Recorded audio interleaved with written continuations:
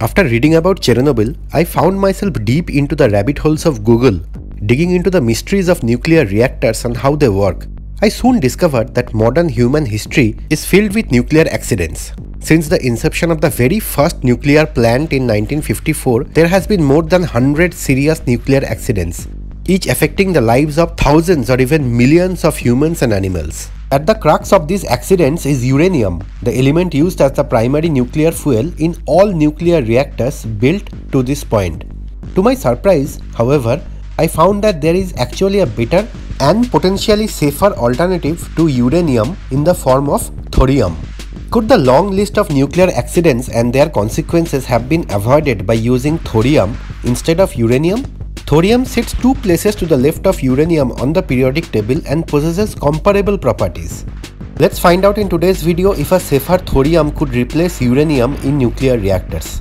But before we begin, this is a very small YouTube channel and I need your help and support in helping the channel grow. So if you like the video, don't forget to subscribe to the channel and smash the like button. Let's start with the basic. How does a nuclear reactor work? Nuclear reactors work by harnessing the energy released during nuclear fission, a chemical reaction in which large nucleus splits into 2 or 3 smaller nuclei, releasing a large amount of heat and neutrons. The heat energy released during fission is utilized to evaporate water into steam, which is then used to run a turbine and convert thermal energy into electrical or mechanical energy. The water is again recycled to be used again on the reactors, and this cycle becomes a never-ending cycle of producing unlimited amount of energy. Let's look at the primary use of nuclear energy. Long before the development of the first nuclear plant, nuclear energy was originally harnessed for destructive purposes. The Manhattan Project, a weapons research and development initiative commissioned by the US government, pioneered the use of nuclear energy by unveiling the first nuclear weapon. Set up in 1939, the Manhattan Project scared the world with the detonation of the first ever nuclear weapon, a demonstration known as the Trinity Test in 1945. A month later, the same nation further established the immense destructive potential of nuclear weapons by infamously bombing Hiroshima and Nagasaki, effectively ending Japan's role in World War II. The fear of an enemy nation possessing such destructive powers led to other nations involved in World War II to start their own individual research into the nuclear domain.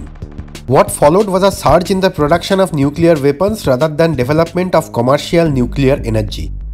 Why uranium? Enriched uranium might contain an increased percentage of uranium-235, but it also contains uranium-238 in significant quantities. Uranium-238, upon absorbing one of the high-energy neutrons floating in the reactor, transmutes onto uranium-239 before decaying onto other radioactive compounds such as neptunium-239 and plutonium-239. The latter of the two daughter products is what intrigued everyone working on the nuclear energy and advancement.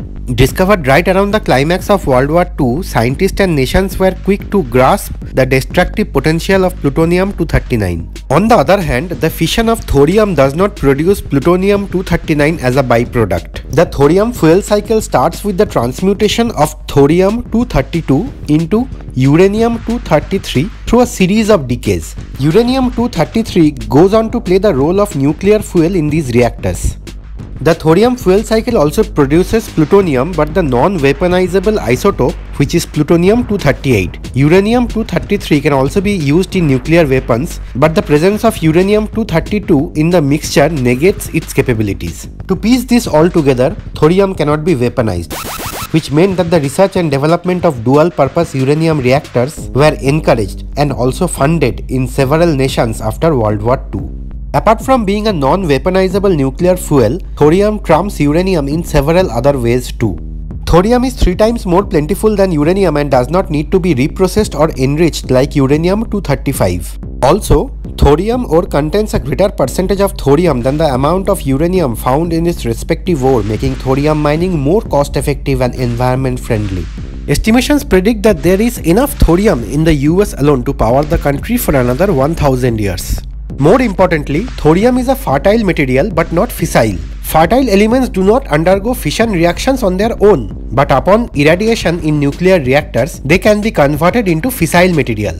This implies that thorium reactors can be shut down almost immediately by simply turning off the neutron source. Thorium reactors will generate less nuclear waste than their uranium equivalents. The radioactivity of their nuclear waste is also predicted to diminish to safe levels after a few hundred years, whereas nuclear waste produced by current reactors stays radioactive for thousands of years. This reduces the cost of managing the spent fuel and waste. So, with several known and predicted benefits over traditional uranium reactors, why hasn't the world seen thorium reactors reign supreme?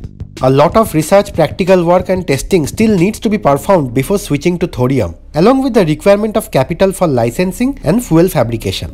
Furthermore, the word nuclear has become synonymous with uranium, so the possibility of a safer alternative is unheard by the masses and even by some nuclear domain authorities.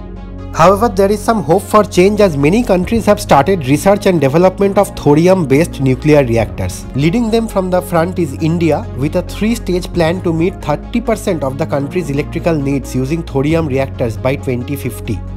But the world could see its first commercial thorium reactor as early as 2025. Other countries like Canada, China, Norway, UK and the USA are also taking a step towards utilizing thorium's clean and safer nuclear energy.